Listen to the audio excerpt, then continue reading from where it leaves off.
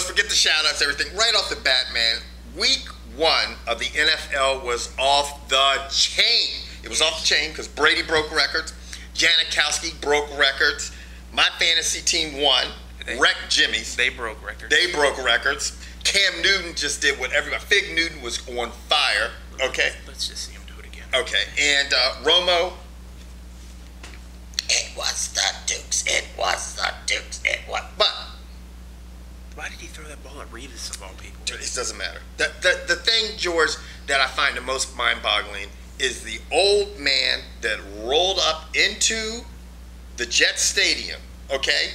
First of all, he rolled up with cowboy gear, and his son did not say, "Pops, take that shit off." He shouldn't have to. He shouldn't have to. But the old man rolled up in there and got into the stadium with an illegal taser. Okay, on the anniversary of 9/11, when you think security would be off the shut dizzle. And you know what the best part about it was? What? He got attacked by 4 Jets fans. Yeah. Now, so what? I'm trying to figure out what this old man did to get attacked by 4 Jets fans. It had to be more than wearing just a jersey. Okay, let me ask you something. What do you think he did? I think he rolled in there, had his fucking Cowboys jersey on. He looked at somebody, said, "What you looking at?" Then he rolled past another person. He goes, "What you need?" Rolled past another person who's probably sweeping or cleaning up. "What's up?" Shut.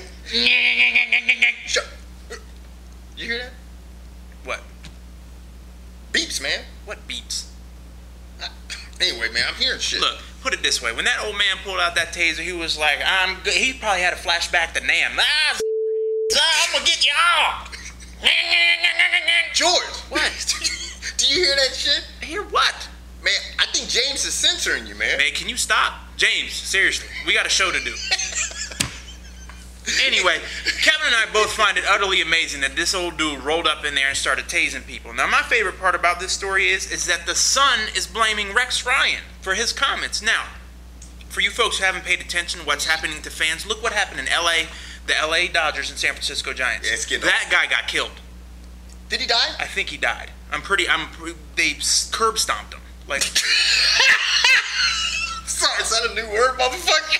You're like curb stomped. You ain't never seen American X? I was thinking American X, but they didn't tell him to put his shit on the court. No, they stomped him out. Oh my God. Really? So Rex Ryan goes, and I quote, "I don't know why they'd be here." Speaking of Cowboy fans coming into, I don't know why they'd be here. They're coming to our stadium. It's probably not recommended that you wear Cowboy stuff, I would think. You can't say that. Yeah, I mean, you cannot do that in this day and age because there are simple-minded people. Is he the dumbest one of the twins? Maybe. I mean, you can't do that. You can't do that, man. I mean, you really can't. There comes a time, especially like, well, I mean, seeing I'm a Redskins fan, it couldn't have happened to a better fan. I mean, you know what I'm saying? I'm not going to pull any punches. You know what I'm saying? He's Cowboys. But obviously nothing happened to the old man because he's like, yeah, he fucking was blasting people. This old man was like, you know what? I am going out. Fight. Now, speaking of other fucking gun fights and taser fights, last night, Shorty, was a straight shootout between Chad Henne and Tom Brady. And I'm going to tell you what. Tom Brady won that shit. He was straight Doc Holliday. He blasted the fuck out of Chad Henne and walked out of the OK Corral with fucking 4 TDs, 517 passing yards. The motherfucker is top 5 passing games all time in the NFL. Broke his single game record. Broke the Patriots single game record. He walked out that joint with some records like this. See you bitches later. And on top of that, they barely won the game. Yeah, that's what was amazing. 34-28. Yeah. That's what's wrong with the Patriots defense? Is Chad Henne that good? Me personally, all I know is the Dolphins have Chad Henne and Brandon Marshall. Right. And I think Ronnie Brown, maybe? And Reggie Bush. Reggie Tush? Then Reggie Ronnie Tush. Brown's probably not there anymore. Yeah. I mean, their defense is definitely suspect. I mean, we'll see what happens when we get deeper into the season. Now, Shorty, you're a little bit too young, but when I was growing up, there was a toy. It was one of my favorite toys I had. Fuck G.I. Joe. Black and white TV. Not black and white TV. Rabbit ears. Not Model Ts. I know you're trying to join on my age, but man, we had this thing, and James will probably be able to find an image of it, called Super Toe. Okay? It's this little toy, right? Slammed down on his head. He kicked the ball. You remember that joke? Yeah. Look, Shorty, it was off the chain, man. But I'm gonna tell you what, Janikowski took that shit for real last night. He had a 63-yard field goal to win the game. God smacked that ball-headed motherfucker on top of his head and said, "Poop!" and he kicked it, and, and those motherfuckers 63 yards for the win, Shorty. That's crazy. That's some Tom Dempsey-like shit. Now, here's out of all the things that were said during this weekend, this is the one that on Twitter that just absolutely amazed me because it had to do with Cam Newton. Okay. One of the people who follows us on Twitter had the nerve to say, and I quote, "Do you think I lost it. Do you think Cam Newton has what it takes to eclipse Peyton Manning?" Let me say that again. Do you think Cam Newton has what it takes to eclipse Peyton Manning? Maybe in the 40-yard dash, maybe in distance throws, maybe in something that appears athletic, but as a quarterback, my man has played one game in the NFL versus a team who did not play defense. Right. Can we wait? I'm going to tell you guys what, okay? One game. And this is on a serious note. I'm about all of 5'7", and my bones are probably brittle shit in my early years. But I'm going to tell you what. If I was behind Carolina center, taking snap, okay, and I was facing Arizona's defense, you guys would be Twittering me saying, "Kevin, we think you might be a Hall of Fame type brother." And I might be, you know what I'm saying? Arizona's defense is definitely suspect right now. No, not suspect. It's rotten. Yeah, new word. No, it's rotten. They have Darnell Dockett. They gave away their top corner to my squad to get Kevin Kolb. Kevin Kolb looked great. Yeah. Defense does not. Yeah. I just don't, I mean, you know what? But seriously, with all that being said, much respect to Cam Newton. Yeah, he did great. You know whose defense looked top-notch this weekend? Calls the team 7 turnovers, I think.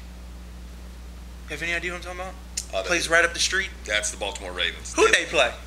They played the Steelers. Oh, that hurts. We have a lot of fans that follow us that are diehard Steelers and they're fans. awfully quiet. Huh? Steelers are awfully quiet. One dude on Twitter actually goes, "You know what? I'm a diehard Steelers fan. We got whooped, but I bleed black and gold." You know, I have respect for people like that. I do.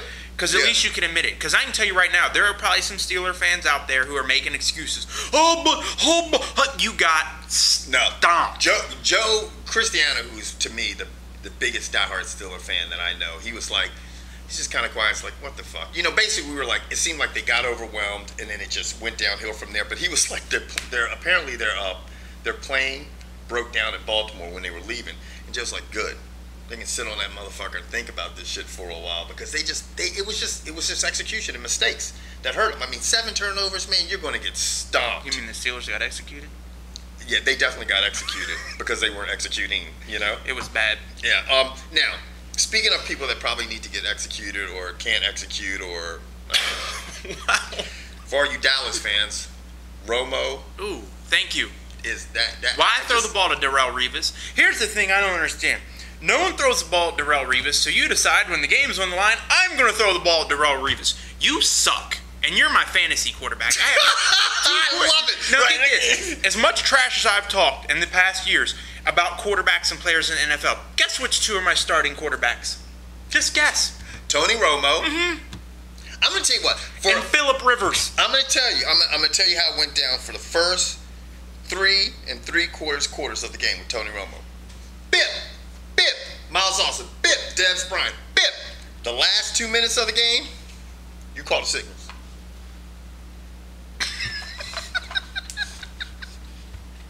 Revis. That was it. It was a wrap.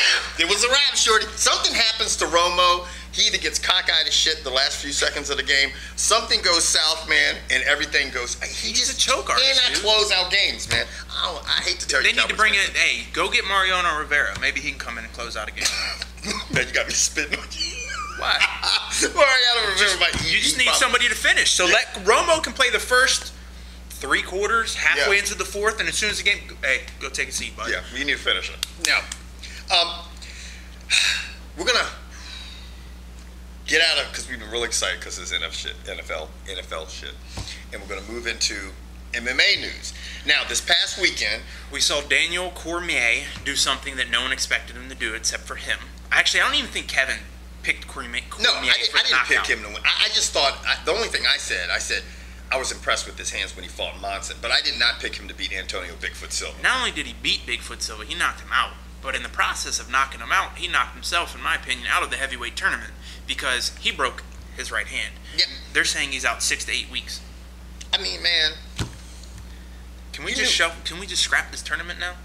Like, just give it to Barnett. The tournament is just crazy as crap. It actually looks like my dark horse, Josh Barnett, is going to win the tournament now, or whoever will jump in for Cormier, because obviously he can't finish off the tournament.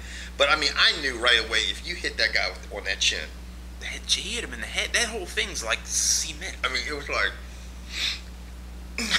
and his hand was like, oh, I mean, it just fucked. You know what I'm saying? His hand was just screaming, man. You know, I mean, you knew that that's the sacrifice you have to make. It's like being a suicide bomber, shorty. If you throw a hook in his jaw, you know your hand is doing some straight suicide shit.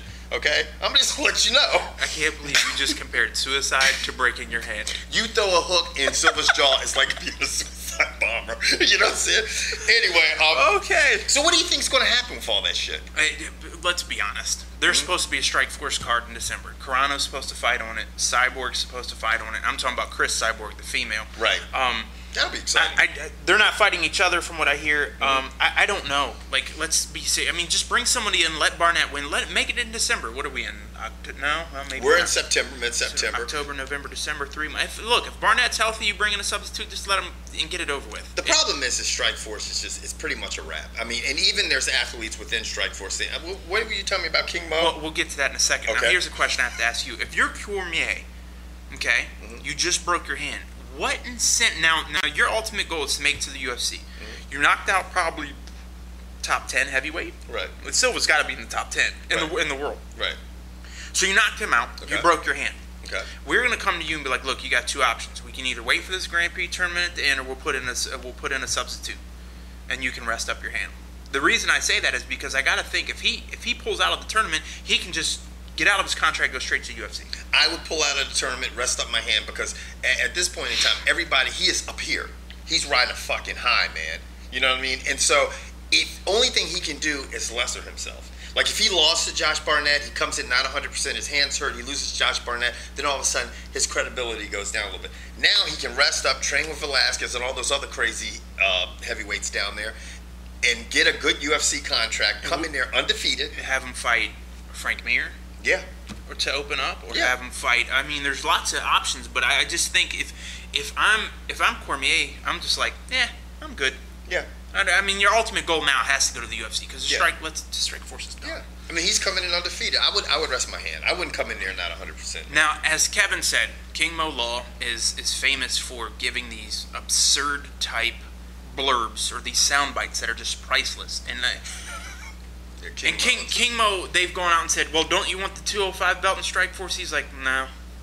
He knows it. And this is how I know he knows it. They asked King Mo, what do you think of Strikeforce? I had thought Strikeforce Oh, okay. I had thought Strikeforce was a cancer patient, he told an MMA outlet. And then he said, man, it's a damn AIDS patient instead with Dr. Jack Kevorkian in the background ready to pull the plug. Kevorkian is a straight pimp, shorty. He didn't play. Well, he's dead. So. I know. But I understand what King Mo is getting at because I said it not so elegantly as King Mo has, because who can quite put things the way King Mo does? I'm going to tell you what, George. I love you, man. You're my boy, man, but you don't say shit eloquently. That's just not a word that goes with your personality, right? But, Compared to him? Yeah, maybe so. Okay. But he's got a good point. Yes. Badly put, but very well But everybody gets the idea. Like, Strikeforce is pretty much on fire, and the shit is burning to the ground. Burn, baby, burn. And they ain't got no water, so let that burn. Right. So that's about it for the MMA news. Yeah. Real quick, man. What do you think about this thing? I want your opinion, really quick, about the U.S. Open was this past weekend. The what? And that's pretty much the U.S. Open in tennis. Okay. And Serena Williams once again flipped out and got fined. Now the funny thing is, she got flipped out, went crazy on the line judge and stuff like that, and she got fined $2,000. She got fined $2,000, which is basically like fining me and George a penny. Okay. What's your take on that? I don't know. First off, I don't care about tennis, so Let me get that out of the Right. way. She got beaten straight sets. Yeah. Maybe she should have stopped worrying about the line judge and worry about that woman across the net who's beating the dog piss out of her. But see, that's the thing with tennis. It's funny because this is the thing. You see these people who really want to win, and tennis is a me sport. Yeah, So yeah. when you're getting your ass whipped, you can't look at your quarterback, or you can't look at your receiver, you can't look at anybody else. So you and look say, at the line judge. You look at the line judge and say, "Hey, you fucked up." And she's not the only one that's guilty of it. Obviously, she needs to calm down on that shit. Well, but we saw Jimmy Connors, McEnroe, Roddick, all these mugs. I read the bottom part where they put her what she was saying in words, and I'm reading it, and I'm like, she basically went to the judge and said, "You were the one who's got, you have it in for me. Mm-hmm. You were the judge last time who did the same thing to me. That's not cool. That's really uncool." And I'm like, all right. Yeah, That was nothing. It's nothing. I think the thing is that she is the female black version of the white guys that go on tirades. Because I'm going to tell you what, the all-time best tirade, obviously the famous one is John McEnroe when he says like this, "You can't be serious." But people forget, Jimmy Connors is my favorite because he looked right at the line judge and he called that motherfucker an abortion. He called him an abortion. Now, seriously, what was the fine for that? I don't even know if he got fined. He called the line George an line George. The line George. Nice. He called the line judge an abortion. And on that note, we are the fuck out of here. Well, I'm trying to think. What would Arthur Ashe have said? Huh? What would Arthur Ashe say? Please push the stop button.